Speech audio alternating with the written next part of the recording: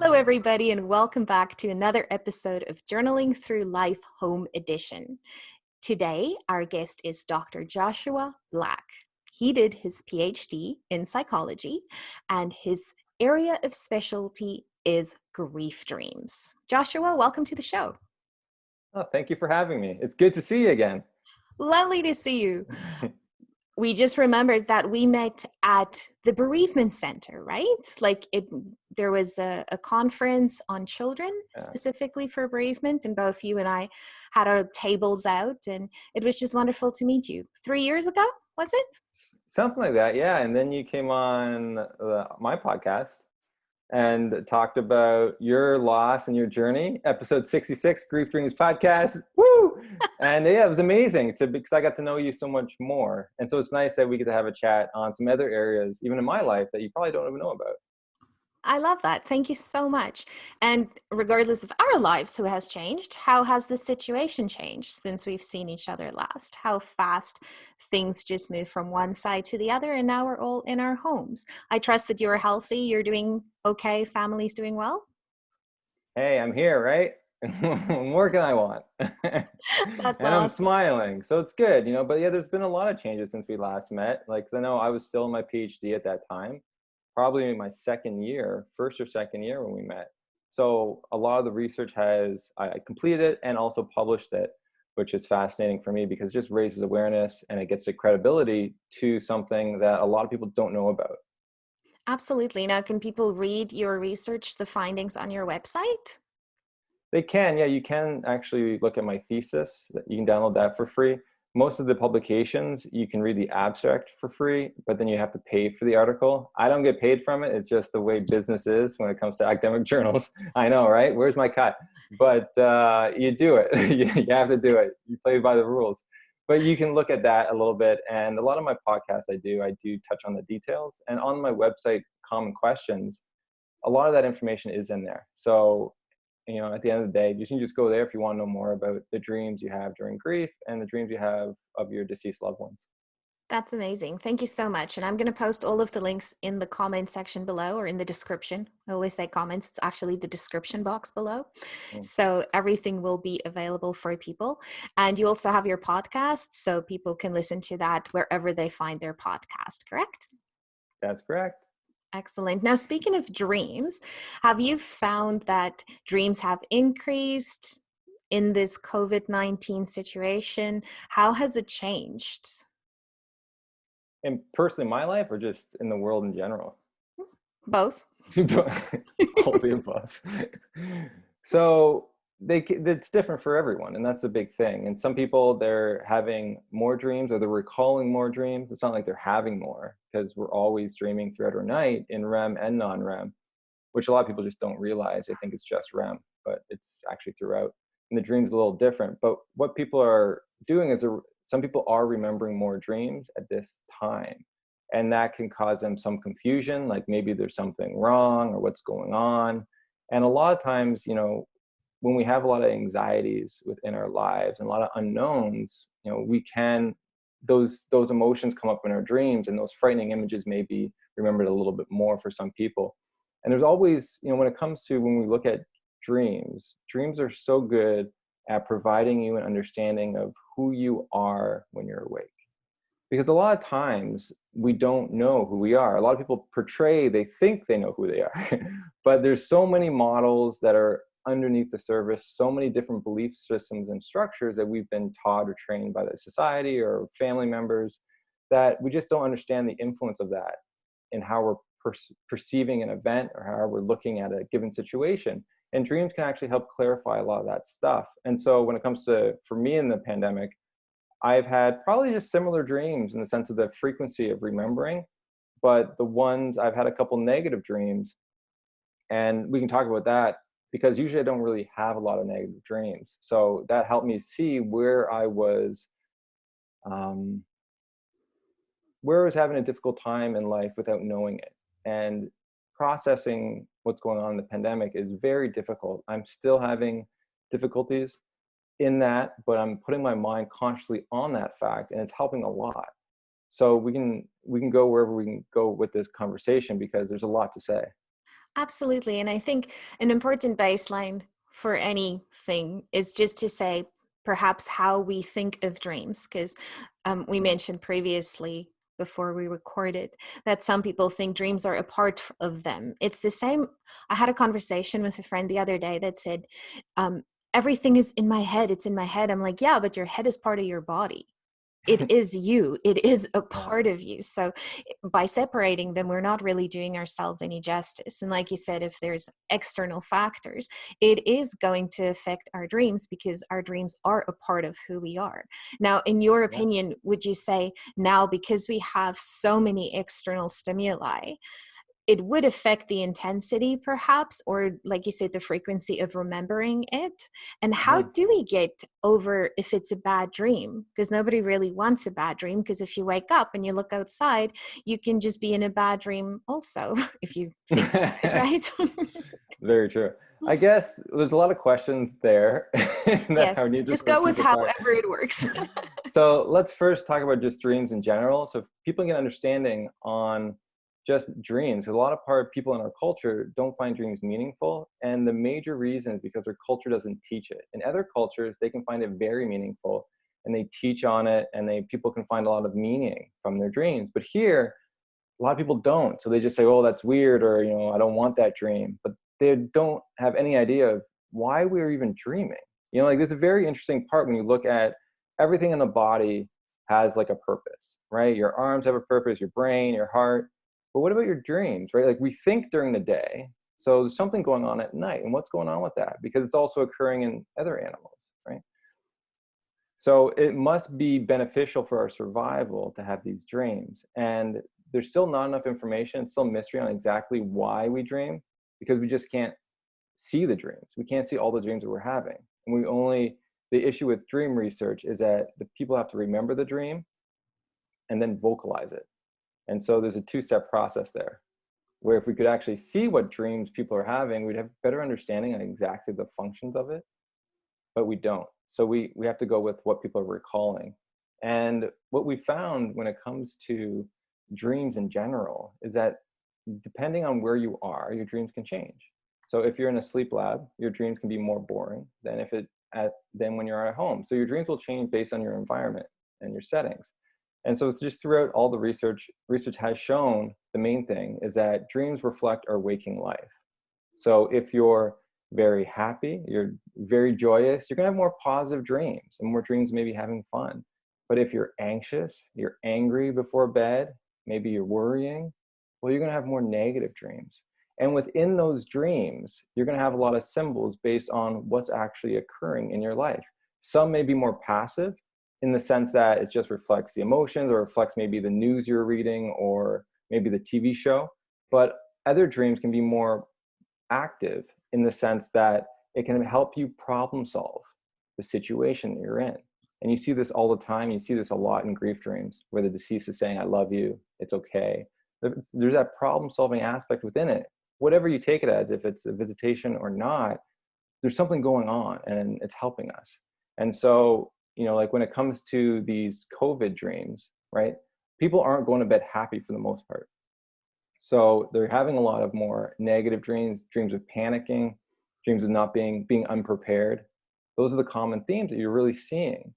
And it's really understanding that you are in waking life feeling that. This isn't like just something that's occurring in your dreams. No, it's reflecting something in your waking life that maybe you haven't really spent enough time processing and looking at. Because a lot of times when we get anxious, what we do is we project. So we'll blame someone for our anxiety, but we're not dealing with our anxiety. We're just blaming people, right? And it's great. It feels like you're doing something, but you're not doing anything. And so it's really coming back to being mindful of where you are now and that you yourself have the power within you to control how you feel in that sense based on your perspective. And we can work with how we feel to sort of decrease it, or we can increase it based on really how we see the situation. Absolutely. And a thought that just crossed my mind is if we can somehow track how our waking lives influence our dreams through Mm. journaling or writing it down in a What? Journaling? journal. What? How Right? do we do Right? that? Wouldn't that be incredible if there was some sort of Wow. method to write it down? Like a book, and then Love like that. every time you have a dream, you put it in. What? That we should call that something. Right? Right? Maybe a dream journal? Oh, exactly. And then you submit it to Dr. Black and myself, and we will, have a second PhD. There you go. Oh, but it's so true, though. And I think a lot of people are dealing with even compounded anxiety because you are Mm, anxious before you go to bed, then you dream yeah, something really terrible. And then yeah, your mind starts overthinking the next morning when you wake up, saying, oh, is something going to happen? Was this a premonition? Was this a bad omen? So it's really yeah. also because we have, and like you said, even different cultures who don't integrate dreams as an integral, holistic part of ourselves, Hmm. how it can be such a foreign concept, where I think is if we integrate it as a part of ourselves, we can start dissecting and saying, is this because I was anxious the whole day? Did I eat enough? Did Mm, I do enough healthy routines? Was yeah, something really off? Did something traumatic happen? Right? yeah. Like there's all these external factors that we should just integrate and kind of try and find out what the dream means. Would that be helpful? I think so. And I feel for a lot of people because there's not a lot of information where you can go and get taught how to look at your dreams. So a lot of people really are on their own. And I was on my own when I first started. I looked at dream dictionaries, but they don't do anything, and a lot of people go there because they're seeking. And I applaud that they're seeking for answers, but it's not giving them anything valuable. Like maybe you can learn on what a symbol can be, but they're not your symbols. Everyone's symbol's different. And then you have to also look at how are the symbols interacting, which a dream dictionary can't even give you. It's not like we dream of a red parrot and then like that's it. No, there's like the red parrot's driving a car and then, like it does something and other things happen, right? And then it meets a pig and they have become friends. Like there's a lot of things that, right? You don't And it's have all those dreams? contextual, right? It's all Yeah, contextual. I might think my yeah. red parrot was my, childhood friend, and you might think of a pirate, and we would have a totally That's different right. concept of what that symbolism actually means. That's a Yeah, very like good point. Very the red insightful. parrot from Aladdin. Remember that guy? Yoga. Yes, that one. Yeah, yeah, yeah. See, yeah, yeah. So like, but that's the thing. Like, we all have different symbols, and each symbol can mean multiple things. And so when I first started looking at my dreams, it took a little while to really get a handle on it. But now when I try to teach people, I say really look at the theme of the dream and the core feeling that you have within it. And then you can sort of link that to waking life in some way, and then use the symbols to try to figure out how is that applied to that event in waking life. It won't work for every dream, but it's a great starting point. And then as you learn how to look at your own dreams, your mind will also give you those symbols the way you're looking at them. And which is so beautiful because the mind is trying to help you, right? Like it's not like just a random image. There's a reason why we remember these dreams. And so this comes back to the body, right? As you're saying, there's a reason we're remembering, because really, if we just needed to dream for whatever function, and why do we need to remember it? But there's something about remembering dreams that have helped us throughout the years. And we can sort of see this in the sense of the problem solving qualities, even the grief dreams aspects of it, in the sense of helping us relieve a lot of anxieties and elevate our mood. So for people, that's where I get people to start, is to go there. And the more you also write down dreams, the more you're going to remember your dreams. And so this has been shown in research. I remember about 2 or 3 dreams a week. That's around average for most people. But some people, it could be, once a month. It could be, a lot of people will say, I don't remember dreaming ever. And 10% of the population doesn't remember dreaming, even though they are having dreams. But you can influence your recall or decrease your recall based on what you do. And so if you want to dream more and start that dream journal, one of those things you could do is just continue to write down your dreams when you have them and look at them and reflect on them before bed. Because what you're telling yourself is, I want to remember these now. For the most part, the culture doesn't say we should be remembering them, or if they're not important, so why even remember them? And so that's why a lot of them too, they disappear so quickly because they have no meaning to us. But the more they have meaning, the more they sort of can sit in our memory. So like this is the big thing. And so you can do that. And when you start keeping a dream journal, if you don't understand the first dream that you have that night, and if it's too complicated, that's fine. The mind's good at giving you more and more and more dreams to help you with that one issue that you're dealing with. And so by keeping a dream journal, what's great with that is that you can see the themes as it progresses throughout the weeks. And they're all basically saying the same thing.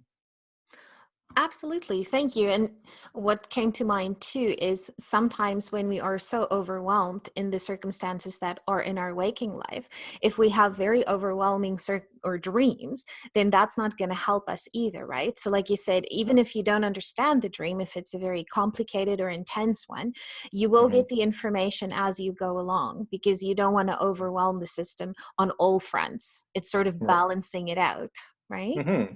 Yeah. And the big thing when it comes to dreams is that the nightmares that people may be having during COVID, that's really not the issue as much as the distress they have when they wake up. It's how we perceive the dreams makes a difference on how they affect us in waking life, Oh, not I the like dream that. personally itself. And so it's really that distress that's related to a lot of issues that people have. So a lot of people, as you said, may think it's a negative sign of some sort rather than understanding that it's probably not. Like when it comes to like these precog dreams, they don't, when people who do have them, they can understand them. But most people, they just jump to the most negative thing to try to stress themselves out a little bit more rather than understanding, no, I went to bed stressed and it's reflecting that fear that I do have.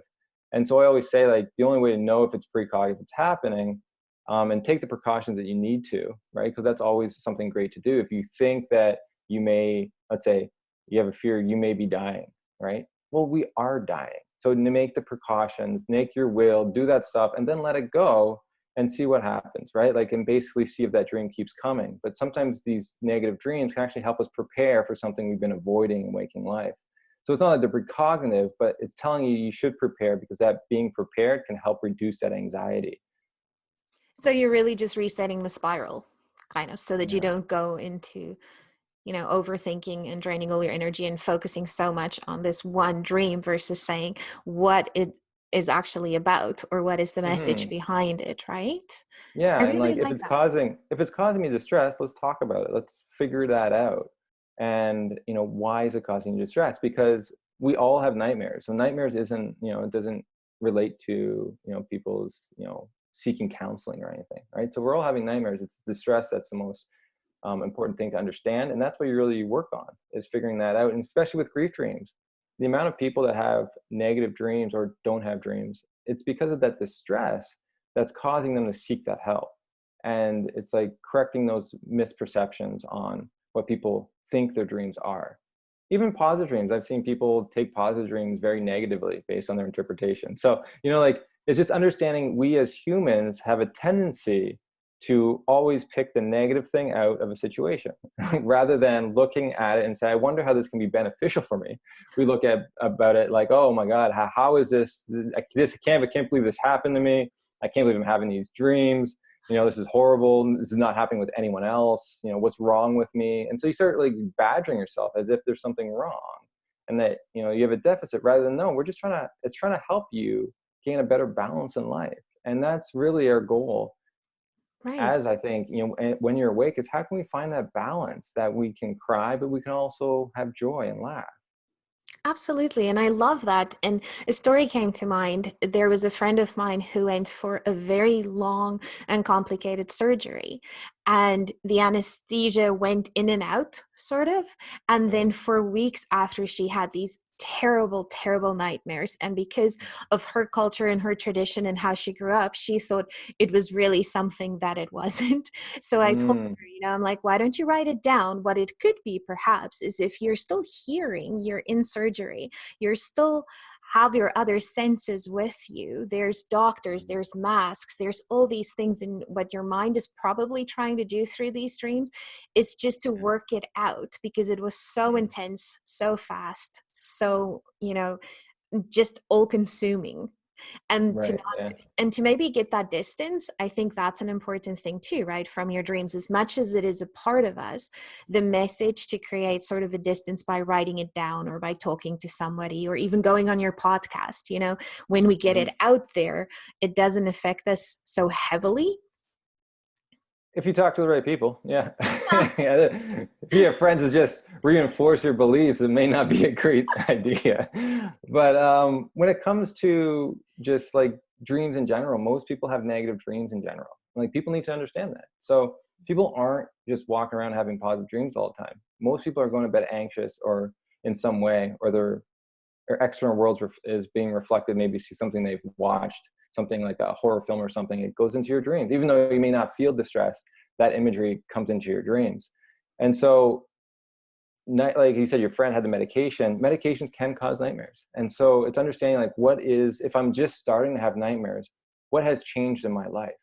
What's going on? If this is something abnormal, let's try to figure it out. Is it medication, or is it a problem or an issue that's going on, like the pandemic? And so that's one way to sort of really piece things apart and what's going on. Right. Now, what are some of the ways that people, if we are now aware that our anxiety and things can influence our dreams at night, what are some of the strategies that people can do in their own lives to not get to that level of anxiety, to have constant nightmares? Well, I should say too, after trauma, also you have even more negative dreams, right? So like this is a very traumatic situation for a lot of people, and with the way people are dying, the lack of grief support that's is able to be able to give the last words or last moments with the deceased have changed because you can't have your social distancing, you can't get there. Funerals have changed, right? So there's so much things that can complicate your grief, and it's understanding that. And we're in a very unprecedented time, and our dreams are going to reflect those anxieties and emotions and even feelings of guilt or regret based on what's going on.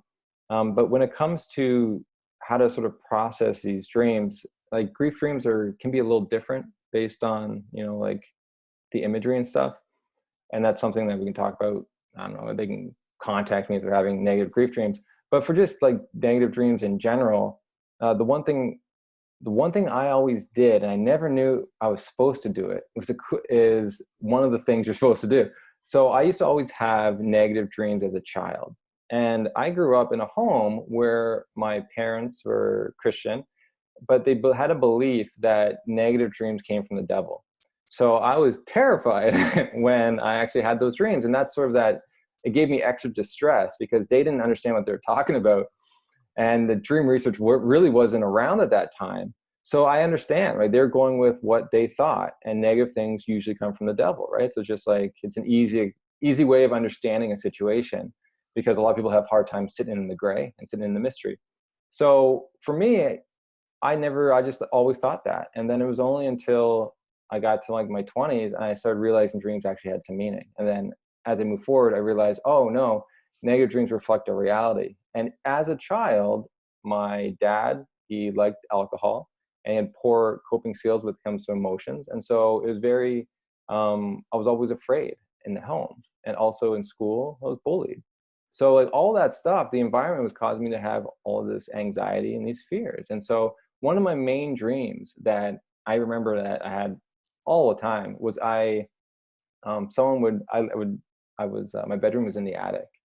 It was furnished. It was like, it wasn't Quasimodo, but it was a furnished thing. And I always had these dreams where a stranger or something negative would come up from the stairs and I would have to escape really quickly.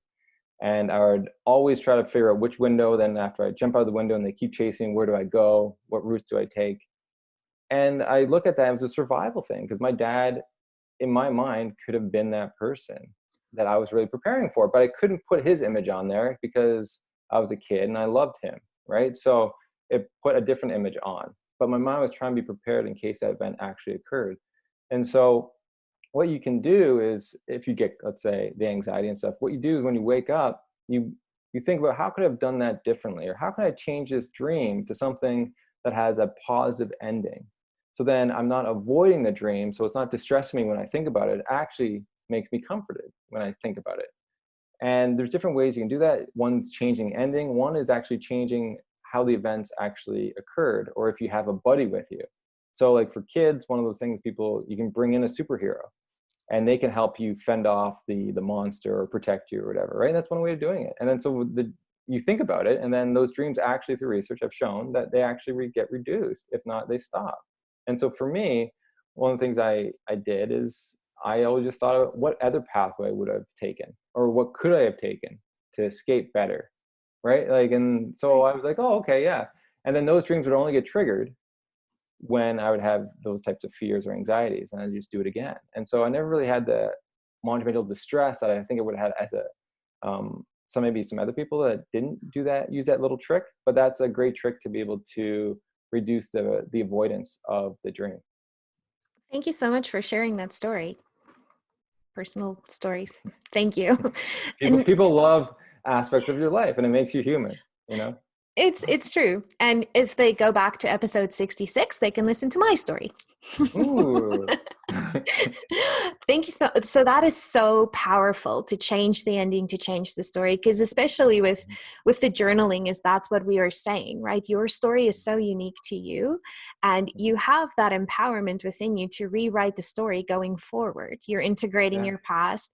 And I do think the trauma piece is so important. PTSD is so on the map right now. And for myself too, it completely triggered. And everybody else that I was speaking to that had previous trauma felt the same way when this pandemic happened. It was much more intense. It was like, oh yeah, I've been there before. But now that we know we have had difficult situations and we've survived them, we've adapted, we've created these new stories, these superheroes to help us out.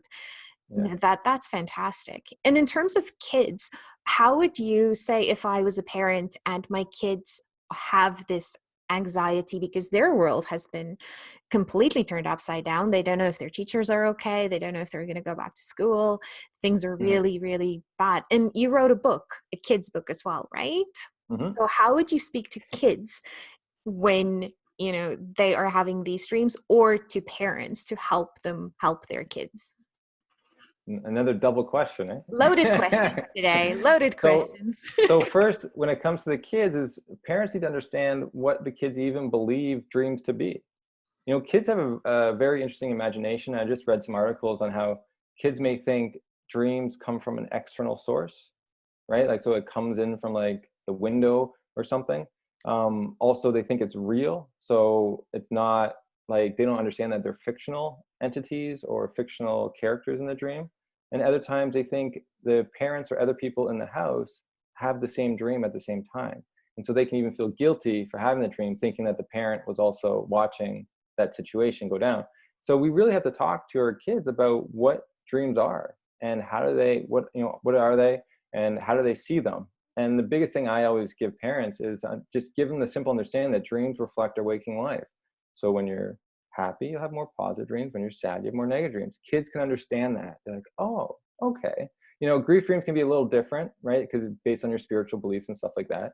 But that in itself is a great starting point. And then when they have their dreams, you can ask them about what images or what events in the dream cause them the emotions, like either the positive or negative emotions. And then also when they wake up, what are their thoughts on that dream? Is it comforting or not? And why? Like, what's going on? Because you're really curious about how they think and their perspective about the dream based on information maybe they've seen online versus like talking to friends. Because a lot of times kids will just piece together things because they're not taught. And so it's so good to just open up conversation and even share your own dreams with them, right? And it can be a topic of conversation, because when you allow yourself to be open to your children that way, they understand it's okay for them to be open and share those dreams with you, because it's just a new type of conversation with each other. And so that's why I always start at and really correcting any kind of misperceptions on the dreams. And for parents, it's same thing with parents, is really you have to get parents to really understand what their dreams mean and that dreams are valuable. And that, right? So it's like you're teaching both at the same time, because nowhere in school do you ever get taught that. The first time I even heard about a dream course was in university, third year. So, like really, most people don't take that course, right? I think there's like 20 people in the course. So out of all the people, no one really has a lot of knowledge about dreams. And so they're all just trying to figure it out together based on their belief systems and what other people have said. But, like it's really understanding that no, like we need to actually do the research, understand how we process our dreams, and then be able to share that with our kids. And the best way is to be proactive in, once you understand that, well, then work on that aspect. If it's anxiety, if it's whatever, and like whatever the child shares as being why they're anxious or whatever, try to talk to them about that situation. Is it because they're not seeing their friends as much, or they're worried about their friends? Well, then try to set up calls or Zoom calls with them to sort of understand that they're okay, that they still have that communication, right? So there's different things that you can be actively doing to help reduce those dreams by helping reduce the anxiety. Absolutely. That is so nice. And I think for the parents, it will be really eye-opening once they start talking about it. And the insights usually comes when you are talking and you're trying to help someone else. And then Yeah. inherently you're also helping yourself, right? Like that, Yeah. oh, I am very smart. This makes a lot of sense, right? Like, I didn't think of it that way. Yeah, it's true. And Oh, so this is the book. I'll show you. So that's the Dreaming of Owls. Yeah, there's a book that helps parents be able to talk about dreams with kids, and then also the dreams that they have with the deceased loved ones, because that can be also very confusing for children because they don't know how to process it, especially when they think it's real. And a lot of adults think that they're real. And it's like understanding how can we talk about that stuff. And so you can find that ebook it's on Amazon as an ebook. So it's something people can look at if they want to sort of really have a story to go along also with the dream. and we're really big in storytelling. So we will put that link in the description. Definitely, definitely. Is there an age group that it is more geared towards? All ages, baby. Yeah. All Yeah, ages. well, because no one knows anything about it. So it's great because it opens up the conversation, and I used actually wisdom to actually write the story. So it's not just like random stuff I put in there. There's actually a lot of tips and a lot of things that people just don't know. And in the back of the book, or on the website too, another thing you can do is, because there's animals in the book, and one has a dream, one doesn't. So you can always look at what dream should that other, or would that other fox have. It's like the dream. Remember at the end of our podcast, we asked you, what dream would you want to have if you could tonight? And it's a fun little thing, and that's something you actually can do with. It doesn't have to be a grief dream. It can be any dream. Like, what kind of dream would you want to have tonight? And that's a good conversation to have with the children, even before bed, to sort of see. And you can actually write it out, draw it out, because that in itself will help them maybe even manifest that type of dream, because it's going to be a positive dream. Absolutely. And you're already Mhm. in that mind frame and in that calm sphere, and your environment is already conducive to having that really good experience. That is great. Yeah. We should definitely do that. Uh, I just want to get back to real quick the different cultures. Can you enlighten us a little bit about that? Because I find it so fascinating. Are there any standout dream theories, dream traditions that is that we can just quickly chat about, just one of them that stood out to you personally that you found really fascinating? Well, I think it's just really, there's a lot, and there's almost too much to go into when it comes to this, because it'll touch on grief dreams a lot, and then that would be its own conversation. But it's really based on your culture, and within each culture, people have their different ideas of what dreams are. So even just look at the Western culture, because most people are probably listening to this, probably come from a Western culture. And remember my upbringing, my parents said dreams were from the devil, right? So Right. there is a subsect of the culture that believes dreams, even positive dreams, can be from the devil. And so, but within Christianity, that's not everyone. And so when you look at other people, they think dreams can come from God. And there's a lot of dreams in the Bible that come from God. But there's been this misstep somewhere that some people think negative dreams, especially negative dreams, are a negative sign of a negative entity. But when it comes to others, they understand the research, and they understand that some dreams can be more profound, and negative dreams actually just represent waking reality. But that's like the big issue is, in Christianity, they don't talk about the dreams that often, and when they do, it's precognitive in nature. So this is where when you asked, are dreams precognitive, or my friend thought it was precognitive, It's because that's what's talked about the most. So people think all dreams may be precognitive in one way, or they try to make dreams precognitive by really stretching the dreams to connect it to waking life as if it gave them something. But really, I do believe that some dreams are precognitive, and there's research to show that, but not a lot. And so most of your dreams are going to just be based on waking reality. And so, like, this is the big issue we have, is that people aren't just talking about dreams in general and what they mean. And so other people will say all dreams are meaningless within that same subsect, even though there's research that shows there are dreams. And so they'll put down dreams that people share, or they won't ask about dreams because they think they're meaningless. So there's so many different people within a specific culture that think about it differently. That's why it's such a difficult question when you go to other cultures, because even within those, there's a mixed reaction based on old traditions versus new traditions on what they perceive it as.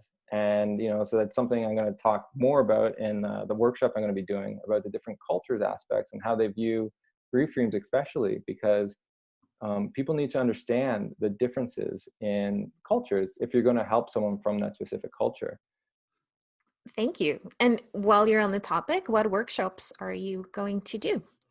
So I am planning a online course, which is really exciting for me, and hopefully be in 2 months, maybe 3 months. I want to be done that, but I'm planning all the steps now. And it's going to be a phenomenal course, basically everything I've learned about sleep, dreams, grief, trauma, and these grief dreams. And there's no one else that can really teach that. And so I've always wanted more people to understand what I do. And I do these podcasts and these interviews, but they're only an hour, and you can't really get to a lot. And a lot of people will maybe understand that they're meaningful, but they really don't know. They don't have the tools, or they don't have enough tools to be able to then ask, and then also comfort people who are looking for answers. And so then I decided, actually tried workshops, and they're 8 hours, and they're better, but I still couldn't get everything in. So the online course is going to be fascinating to really help people not only learn about the research and all aspects of the life journey, but also how to talk about them, how to perceive them, how to even reframe dreams based on people's perceptions of them. And that's something that you kind of need more time. And so I'm really happy to be able to do this, because it's going to allow everyone around the world to be able to be knowledgeable on the subject that no one knows anything about. That's fantastic. And will we get a certification when it's done? Oh, of course. Everyone needs a certificate. I am reward based. Please give me a reward. The knowledge is definitely awesome, but I also need the paper to show for it. Well, you have to, right? You have to tell people what you did. And sometimes they need verification you did it. And so that's going to help a lot of people in the field of grief and loss to be able to provide that support, because it's not trained in any thanatology program. Just a little bit, dreams of the dying have gained a little, some momentum and being talked about, but still not grief dreams of the bereaved. And this is sort of what we need to talk about, especially with children. No one's talking about it, and people still don't understand the significance of it. But, in some studies, 50% of children have dreams of the deceased, and much higher with adults. And so it's really understanding, these are such an important part of our lives and the stories we tell ourselves as we move forward. And that's why we need to understand them better, because with the wrong perception, all of a sudden your grief becomes more complicated when it could have actually helped your healing. I love that. And unfortunately, in the position that we are in now with the pandemic, I think this could not come at a better time to help people heal. Like you said, I think it's complicated outside. So the less complicated we can make it for ourselves inside, the better, and the faster we will be okay. Whenever this is done too. Now, Joshua, thank you so much for taking the time today. On a final note, if you had a dream for the world when this pandemic is over, what would it be? Like a physical dream, like everyone has the same dream at night? Is that what you're talking about? Or just like where I hope the world would be like after this is all done? Which one? Or both? Both. I like the both questions, apparently, because we just have so much to talk about that I want to get as many questions in as possible. Well, if they've listened to this, I hope they have a dream where they get to talk to you through Zoom and have their own little podcast and be able to share more about what they're going through and how they're feeling, because I think that can be very beneficial to a lot of people to be able to have that support within this time. So if they could have that tonight, that'd be great. Other thing, so the dream I have when this is all over, where I hope people will be, is in a place of deeper understanding of themselves. Because there's a lot of things that this is doing and a lot of anxieties and stuff that it's causing. But the one thing I see with all of these things being pulled and changing is that it's forcing people to sit with themselves a little bit longer and to look at who they are. And this is very important in my life, is to understand who I am. And so hopefully one day, um, when this is all over, people can look back, and when someone asks them, what did you do in the pandemic? People can say, I learned to love myself. Because that's probably the most important thing, more than money, more than anything, is can you love who you are? Because you can have all the money in the world and still hate yourself. You can be so poor and still hate yourself. So like, it's really like, can we take the time to learn who we are, first of all, because we don't know, and you have to be honest in the self that you don't fully know yourself and why you do what you do. And that's why the dreams are very helpful, to really shed light on some of your beliefs and how you see yourself and how you see others through that. But you can actually like work on that, and hopefully you can have more peace and calmness within the storm. And when you love yourself, you can love others more and provide that support. But then when these storms come, you feel grounded. Even though there's a lot of change, even though there's a lot of things to plan and prepare, you're not unbalanced, because there's this spot in you that you go to where you can sit and smile. As much as there's a lot of suffering going on, you can still sit there because there's a part of you that you value even in this moment, right? And that's what I hope the world can come out. All this is just a deeper sense of love for themselves, and then because of that, their neighbors. Profound. Thank you so much, Joshua. I do wish the same. And I think if there is a time for us to reflect and to really get to know ourselves and love ourselves, it would be now. Yeah. Absolutely. Great. Before we end, Yes. I do want to share my pandemic dream. You didn't ask about it. What's going on? Could you please share your pandemic dream with us? So this is the interesting thing, because I'm pretty balanced in life, just in waking life. And I looked at dreams, always gave me an insight onto what I was doing in waking life, because I didn't have a lot of emotional intelligence, I guess you could say, in a sense of really understanding who I was. And so dreams gave me that. But then as I started to learn about myself, I needed dreams less, because they weren't providing me anything really new that I wasn't being proactively looking at prior to bed. So when I got this negative dream, pure panic. I was in basically sweats when I woke up. I was just sweating. I haven't had one of those in years. So it really caught me off guard. And I was like, what's going on? I don't understand. Because I thought I was good, right? Like I thought I was fine. Like people ask, how are you doing? I'm like, I'm good. What are you doing? But no, like underneath it all, I wasn't good. And so I knew that, because I had such a negative dream. There's something that was unbalanced in me that I wasn't recognizing in waking life. So the dream was this: I was in a house. It was actually my childhood home, which kind of reflects a grief dream, because I reflect that with my dad. That's where we sort of grew up. So there's this ugly chandelier in the living room. So ugly. It was so old school. It was so old. Anyways, I was taking it down. I was so excited I was taking it down because it was so ugly. It was just like, so I had this joy that it was coming down. And then as I brought it down, I would break off a piece of the glass, and I would basically chew it and swallow it. And the glass was getting caught in my throat, and I couldn't breathe. And I would try to pick out the glass, and I couldn't. And I knew within me that I couldn't do enough to pick out all the glass that I was eating. Interesting, right? And so I'm like, what is going on? So I went back to that. I must be feeling panicked in waking life. So that's where I started, because I couldn't understand. I'm like, how does this relate to waking life? So I must be panicked. So I'm like, what have I been doing in the last week that may cause me to have panic? Just as an outsider, right? Because as an insider, you could tell I was helpless because I didn't understand it yet. But as an Right. outsider looking at my life, like, what do I see? Oh, I was preparing for the pandemic. And so I was doing a lot of work in the sense of um, being like, I had enough like food, like storage within my house for like 3 weeks. And then with that, I was like, what else do I need? So I was really trying to prepare. And I was getting, I think, and I was watching and listening to a lot of the news, right? So those are the two major things I was doing. And I didn't know it was affecting me, but it was. And so the first thing was the news. I would go in the news beginning of the morning, throughout the day, and then also at night, constantly reading. And the news is so great at keeping you engaged because it provides you so much more anxieties that keep you up. So if you're trying to stay awake, like go to the news. It'll keep you up all night. It's the best program going, better than caffeine. And that's their business, right? Because they want you to keep reading. They get more money. I understand that. That's who they are. But there's an initial bias in the sense of how they're writing. They're not writing not judgmentally. They're writing the story to cause you anxiety, to continue the story. Right. If it doesn't get you in the first couple sentences, you're just going to go to another story. And so they're smart. Cool. All right.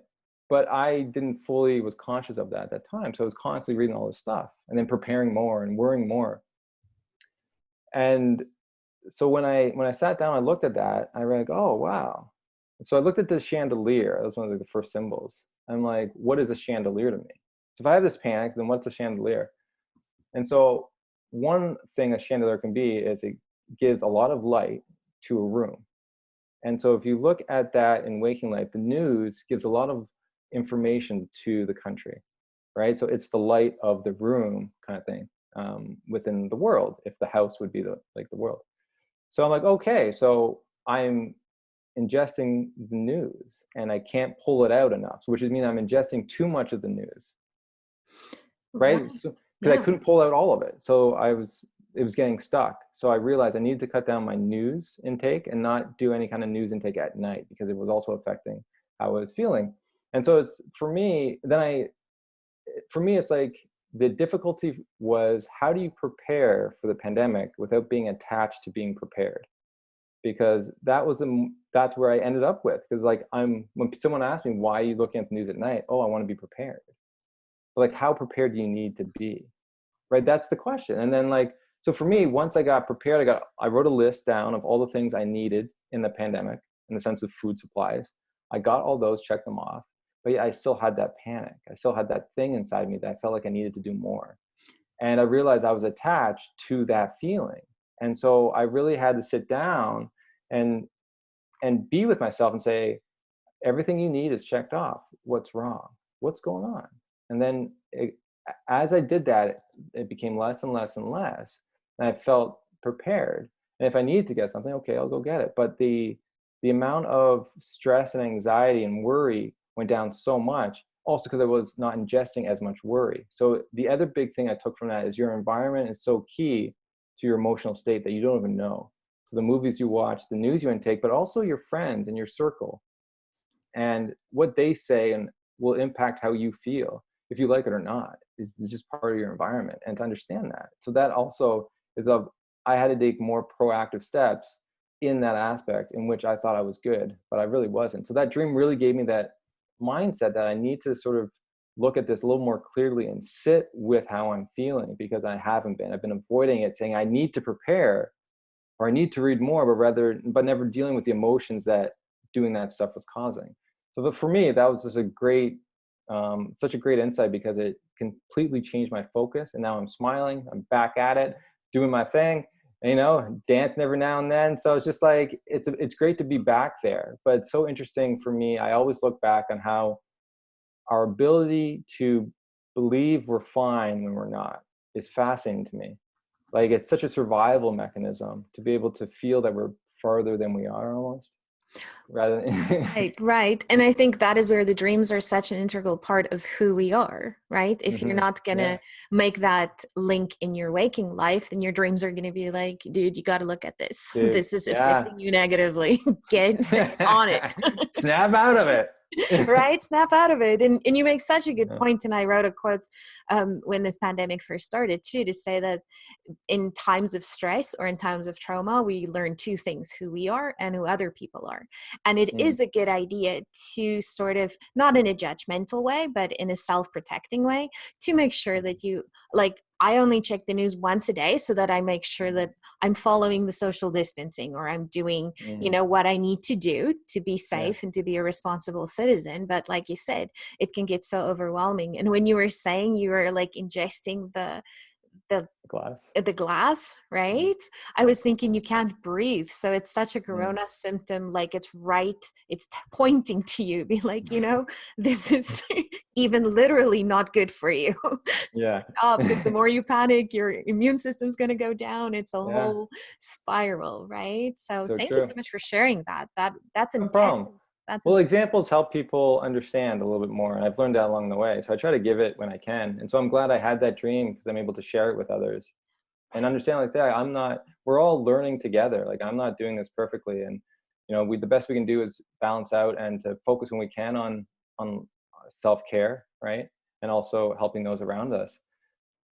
And like you said, surrounding yourself with people who can guide you in a better, healthy direction versus always, saying how terrible things are or that negative spirals I mean, for me, I like a conspiracy on a good day, but that can get a trap too, right? You're like, okay, let's just take it day by day. The sun is still coming up. Let's Yeah. appreciate what we have, who we have around us, make it a positive mental environment. And you're right, Yeah. environment plays such a big, big role in everything, right? In everyday Hmm. life. So Absolutely. hopefully this conversation helps some people, understand the importance of dreams, and but also more importantly, the importance of understanding their emotions in waking life and really realizing that they don't understand themselves as m- as much as they think they do. And that just takes a humility and an honesty to get there, because I never wanted to get there. I always resisted that. But once I did the PhD in psychology, there's so much going on behind the scenes that we don't know. And, like, just understanding that and be gentle with yourself as you move forward through these times, these weird times, and have compassion for other people, because as you are learning about yourself, most people aren't. And so they're projecting a lot of their anxieties and worries on you, and understand that. And you listen, but you don't have to take it in. You can listen, but they're going through their own struggles. But the more you can understand your own, the more you can understand what they're going through, which allows for that compassion to occur. Absolutely. And I think too, for just being in your own journey and staying with your own journey, some people Mm. might be at the 3/4 mark now, and some people might just start, right? Because you don't know Yeah, what their original situation was like. And to be yeah. gentle, kind, non-judgmental, all those wonderful things that we should be doing Mhm. anyway, but most That's right. definitely in this environment. So Excellent. I have a question before you end this thing. Sure. All right. This thing, I'll What end this thing. what dream would you want to have tonight? Any dream, if you could. I would really, really like to go back to Paris because you put that thought in my head. Mm. Because my grief dream was with Chanel, remember, in this very beautiful, super exquisite. I invited Jade, of course. Shout out to Jade.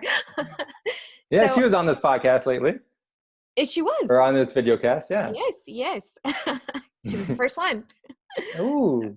Yeah. So that is what I would like, We're you just gonna to be travel shopping? Just again. shopping? Yeah, travel. No, just sitting and eating crepes and drinking very expensive Ah, coffee or something, just all because the things in we general can't it's do. expensive. That's so true. All the things we can't do. You can't fly. You can't eat in restaurants.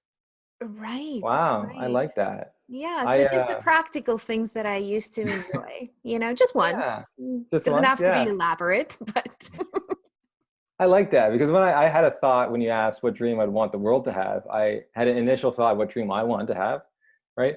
And so the dream I want to have, I'm watching that Jordan documentary, The Last Dance. I'm a big basketball fan, and so I would love to have just a dream where I'm talking to Jordan or playing basketball with Jordan outside. That'd be so cool. that would be incredible. Maybe That's hitting a three in his face or something. Yeah, just like that, just like that. Woo! I'll probably lose in the dream, but it'd be nice just to have that one-on-one time. no, Joshua, change your dream. You will shoot the three-pointer and it'll be like Kawhi Leonard when the Raptors. It'll go Oh, around that's the right. crowd and give The everybody. cameras, everyone goes wild. Yeah. Yeah, yeah. Exactly, that one. Oh, that's funny. Oh, that's classic. Well, thank you so much again. And we're going to put all the links. I am so excited about your workshop. I am definitely signing up. So we Oh, will good. post all of that in there. And as a final word, thank you so much for doing this. I know it was short notice. Your work is or it's making a huge difference already Hmm. in people's lives. Keep at it. That's amazing. Stay in touch and stay healthy. Well, thank you. I appreciate you inviting me on and allowing me to talk about such a subject that is very valuable to me and valuable to a lot of people because you get a lot of messages and you realize how much they need that voice and they need that awareness. So I thank you for that. And so if people want more information, they can just go to the website griefdreams.ca or the Grief Dreams podcast and learn more about it. And hopefully that information, they can gain enough confidence to even share their dreams with us that they have, because that's something we're always looking forward to. And I always post those on Instagram at Grief Dreams. Amazing. Thank you so much. And as a very, very, very final note, because we're those people, you say goodbye, right? I think from a holistic perspective, I'm now going to say, connect your body and your mind and your spirit and your dreams together for your holistic balance. I like that. Excellent. Well, thank you so much, Joshua. Take care. All right. Bye.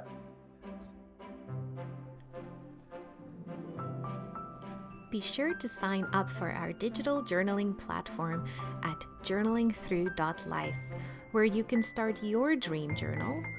We also have a premium journal specifically for loss and grief. Keep journaling and keep growing.